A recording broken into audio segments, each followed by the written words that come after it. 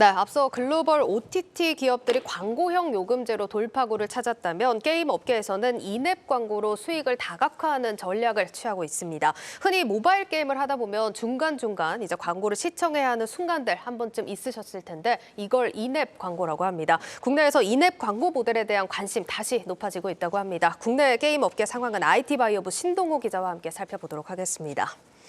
신 기자, 인앱 광고 제가 간단하게 좀 설명을 드렸는데 이게 정확히는 어떤 겁니까? 네, 맞습니다. 말씀하신 것처럼 이게 중간중간에 게임을 하다 이렇게 갑작스럽게 뜨는 광고를 이제 쉽게 이야기해서 인앱 광고라고 하는데 이 게임 개발자들이 게임 내에서 광고를 할 수 있는 공간을 판매해서 돈을 버는 수익 전략을 이제 인앱 광고라고 합니다. 흔히들 이제 인게임 광고라고도 말을 하는데요. 사실 이제 게임을 중단하고 일정 시간 동안 광고를 봐야 하기 때문에 귀찮다고 느끼는 사람도 많습니다. 그렇지만 앞으로 얻게 될 보상에 대한 기대감 때문에 또 대부분 큰 불만 없이 광고를 보기도 합니다.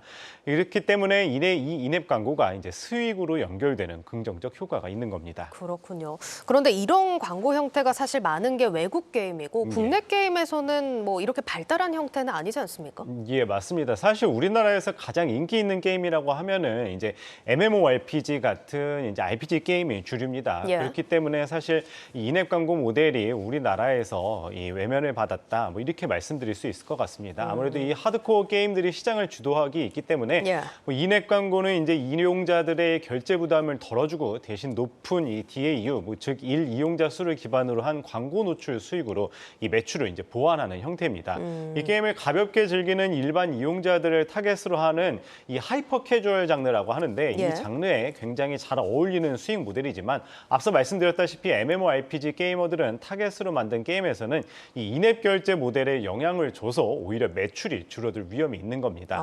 이 모바일 MMORPG처럼 게임 내 체류 시간을 늘려서 이 다른 게임으로 빠지지 못하도록 노력하고 있는 장르에서는 사실 이 인앱 광고로 인해 노출되는 게임 광고가 이 수익 이상의 위험이 될 수 있다는 지적도 나옵니다.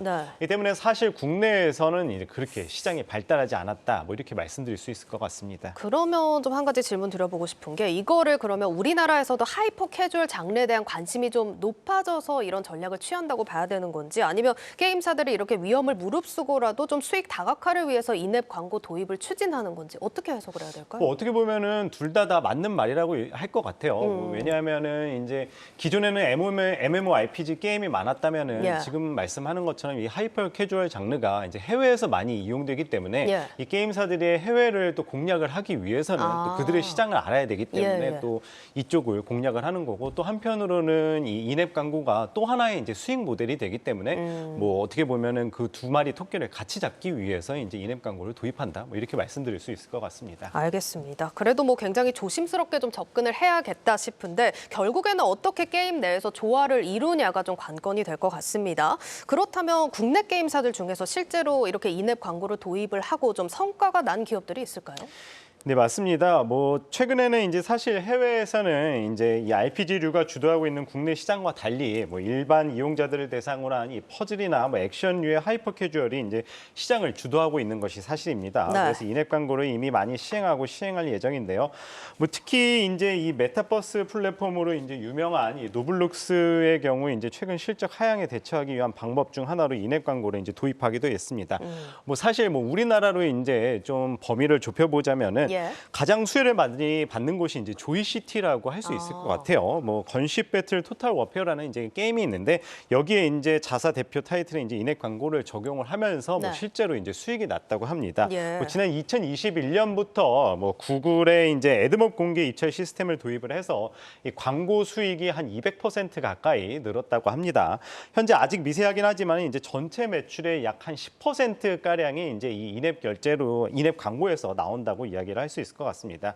조이시티는 앞으로 유저 그룹을 세분화해서 수익화 과정을 설계하면서 인앱 광고 활용 방식을 한층 고도화할 계획이라고 합니다. 또 이제 네오위즈도 이 인앱 광고를 하고 있는데요. 이 고양이 와서 스프라는 게임에 이 인앱 광고를 도입 이후에 인앱 및 광고 수익이 약 한 23%나 증가했다고 합니다. 넷마블도 이제 자사 게임 중 하나의 인앱 광고를 도입을 했는데요. 아직 객관적인 수치는 아니지만 인앱 광고로 이제 광고 시청 유저의 잔존율이 기존 유저에 비해서 3배가량 높아지고 또 지표상의 개선이 이루어졌으면서 또 매출 다각화 측면에서도 의미 있는 성과를 거둔 것으로 알려졌습니다. 알겠습니다. 일단 뭐 앞서서도 이야기를 해주셨지만 해외에서는 RPG류가 좀 주도를 하고 있기 때문에 이런 인앱 광고라든지 이렇게 실제로 좀 많은 수익을 벌어들인다라고 알고 있는데 글로벌 인앱 광고 시장 규모는 얼마나 됩니까? 네, 뭐 사실 뭐 해외 게임사 같은 경우에는 많이들 이제 인앱 광고를 하고 있는 것이 사실입니다. 네. 뭐 예를 들어서 아까 잠시 뭐 말씀드리긴 했었는데 이 메타 플랫폼으로 유명한 이 로블록스의 경우 이제 최근에 이제 실적 하향에 대처하기 위한 방법 중 하나로 이 인앱 광고를 도입하기도 했습니다. 예. 이 광고를 허용하는 것은 이 크리에이터에게 새로운 수익을 창출하는 기회가 될 것이면서 이 각 브랜드는 커뮤니티와 효율적으로 소통을 가능하게 할 것이다. 이 로블록스 측이 공식적으로 발표하기도 했습니다. 네. 실제로 이제 글로벌 인앱 광고 시장 규모를 살펴보면은요, 이 지난해 기준 144조 원에 달했습니다. 지난 2019년 이 103조 원 규모에 비해서 약 40%가량 급격히 성장했다 말씀드릴 수 있을 것 같은데요. 예. 이 전문가들은 인앱 광고 모델의 장점이 이 게임의 게임 진입 장벽을 낮추고 유저들의 잔존율 또 LTV라고 해서 고객 생애 가치를 높인다고 이야기를 했습니다. 여기에 이용자들의 과금 부담을 또 줄일 수 있고요. 게임에 안착하는 확률을 높인다고 설명을 했습니다. 또 오히려 이 인앱 결제로의 유도 효과도 보유하고 있어서 앞으로 뭐 상호 시너지가 뛰어나다면서 인앱 광고를 잘 도입만 한다면은 또 국내 게임 시장에서 하나의 수익원으로 자리 잡을 수 있다. 뭐 이렇게 조언을 하고 있습니다. 네, 이렇게 힘든 업황 속에 광고로 돌파구를 찾은 이제 국내외 콘텐츠 기업들의 전략 살펴봤습니다. 신동호 기자였습니다.